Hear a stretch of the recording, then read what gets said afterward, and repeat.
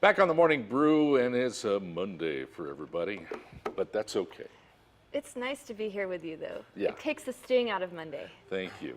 Amber Hendry and I'm sweet? Larry Aarons. We have some You're guests there. from Bernalillo County. The Sting, I like that. Sting. Let me introduce Mayling Armijo, Director of Economic Development for Bernalillo County.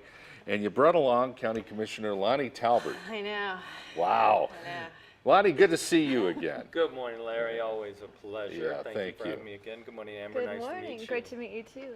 Thank you. And you got a business thing going on here, another business seminar. We do. Last time we were here, we were putting it on probably, I don't know, 6 months ago already. Something like that, yeah. And now we've chose a different path. Sean Perry Turner has offered up a couple of great suggestions. This one's going to be about family businesses, the perks and challenges to being part of a family business. We know entrepreneurship here in New Mexico and Albuquerque specifically is huge.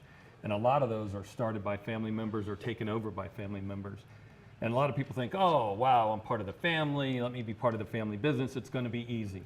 Well, that's one way to think about it, maybe because you have the name. But the other is, how do you carry that family business on?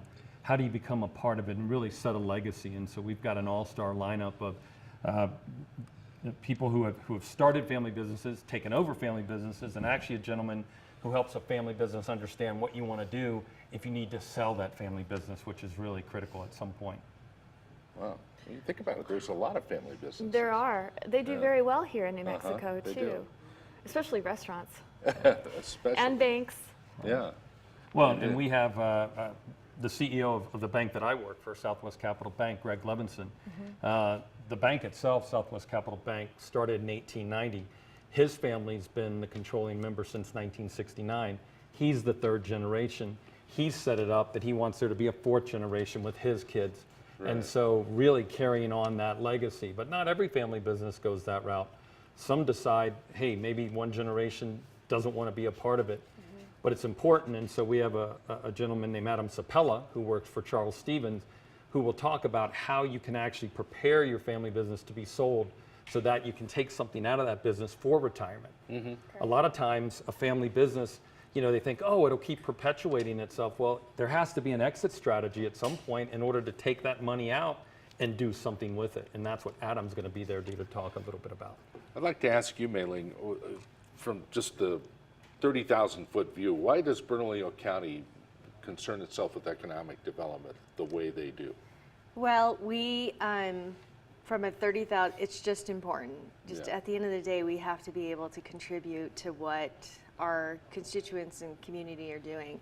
And we take a different approach, and as you know, Larry, and so we want, and our focus has always been small business and what we do for small businesses. Right.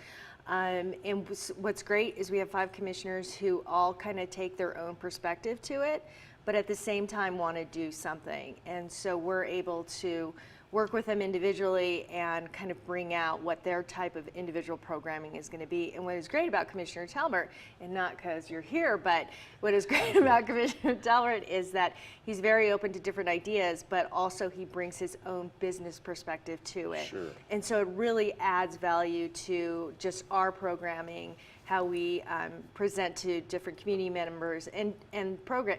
I mean, he says, you know, Sean does bring a lot of the ideas, but Commissioner Talbert actually takes, as you know, a concerted effort to be part of it and contribute to how the whole program works. So it's great. It's great. And so 30,000, our focus is all small businesses and anything we can do to kind of bring them the information they need to hire more people or have a succession plan if it's a family business, and just do more things and get, as you know, this economy churning again. Info is everything. Absolutely. Yeah.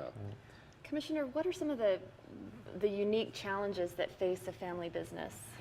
I think a lot of times it's how the family members actually interact within the business. A lot of times I think you see family members who say, oh, well, you're my brother, you're my sister, my aunt, my uncle, we'll just automatically get along. We'll just automatically be able to go into business together and have the same exact vision and purpose for the business. And what I think we're seeing is that's not necessarily the case. There has to be a managing partner, if you will. There has to be someone who's willing to do certain tasks within that family business.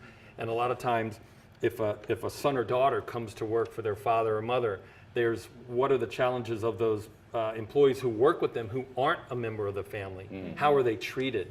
How are they perceived? And what challenges does that put within the workforce? Because they think, oh, well, Lonnie's so-and-so's son, so therefore he must be privileged. That's not necessarily the case.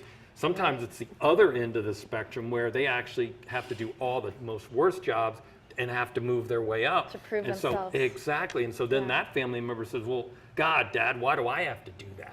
Well, because you have to work your way up like I did. So I think there are a lot of benefits to it and a lot of challenges. And Jason Harrington with HB Construction, who his family has had that business for a while, is learning a lot of that too, with he and his brother working together running that company. So I think we're going to see a number of different perspectives. So when is this event? It's Thursday night, August 7th. So Good. it's this week, and it's up in the Northeast Heights, 5:30 to 7:30.